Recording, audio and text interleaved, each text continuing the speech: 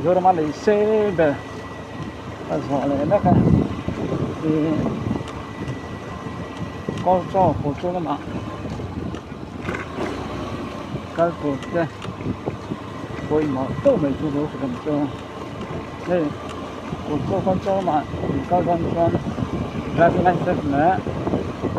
pollution chẳng lâu chuẩn cái chi thì lâu cái này được thì ăn chắc khóc mà ăn thì ăn không cái này lâu chuẩn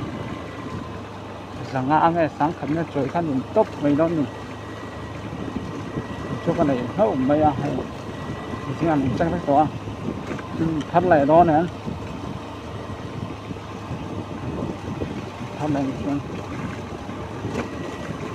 đang mình sẽ thấu mình sẽ tọt như thế